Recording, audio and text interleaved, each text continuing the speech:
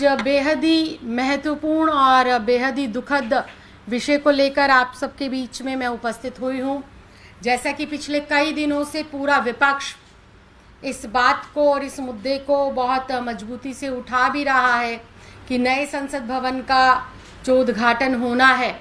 उसमें किस प्रकार से भारतीय जनता पार्टी अपनी दलित विरोधी मानसिकता, आदिवासी अनुसूचित जनजाति विरोधी मानसिकता का प्रदर्शन कर रही है। ये किसी से छिपा नहीं है और हर बार ये देखा जाता है भारतीय जनता पार्टी द्वारा शासित राज्यों के अंदर भी किस प्रकार से दलितों के ऊपर, आदिवासियों के ऊपर आए दिन अत्याचार होते हैं और भारतीय जनता पार्टी की उन राज्यों में जो सरकारें हैं वो किस प्रकार से मूक बधिर होकर बैठी रहती हैं। और अब तो हद ही हो गई है अपनी दलित विरोधी मानसिकता का प्रदर्शन करने में, जो कि देश के सर्वोच्च पद पर बैठे हुए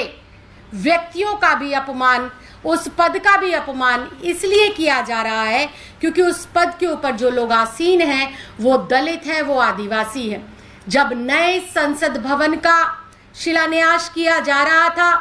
तब उस वक़्त के तत्कालीन राष्ट्रपति श्री रामनाथ कोविंद जी को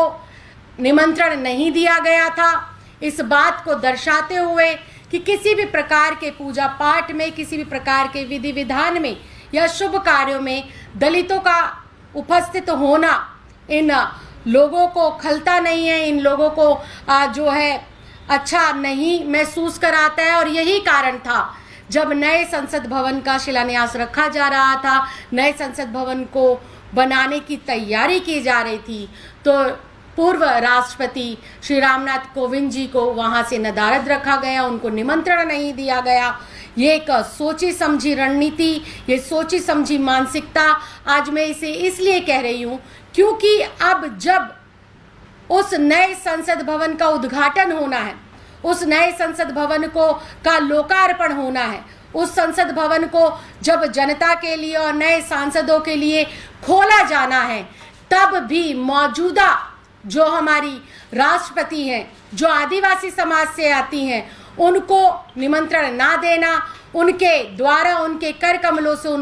उसका उद्घाटन ना करवाना, इस बात की ओर साफ साफ इशारा करता है कि भारतीय जनता पार्टी सिर्फ और सिर्फ दलित समाज के लोगों को,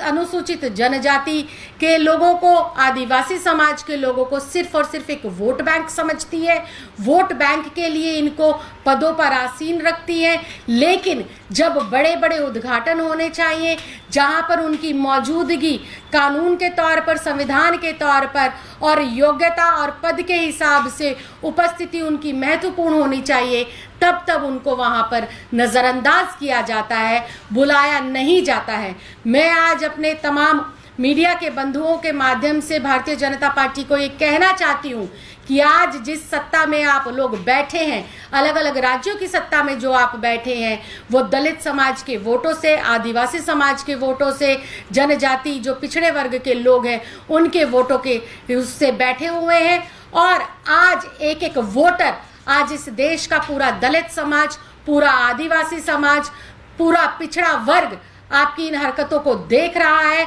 और बहुत ज़्यादा आहत है अपने सर्वोच्च पदों पर बैठे हुए व्यक्तियों के अपमान को देखते हुए। तो वो दिन दूर नहीं जब इस देश का पूरा दलित समाज एक होगा और आप लोगों को इस अपमान के बदले में सबक सिखाएगा और आपको सत्ता से उखाड़कर फेंकने का काम करेगा। और मैं ये भी कहना चाहती हूँ कि अगर भारतीय जनता पार्टी के अंदर थोड़ी सी शर्म बची है, थोड़ी सी अगर इनके अंदर इस बात देश के प्रति सम्मान और मान बचा है, तो देश के सर्वोच्च पद पर बैठी हुई हमारी जो राष्ट्रपति हैं श्रीमती द्रौपदी जी, उनको ये बुलाएं और उद्घाटन उन्हीं के कर कमलों से करवाएं। बहुत बहुत धन्यवाद, बहुत बहुत आभार।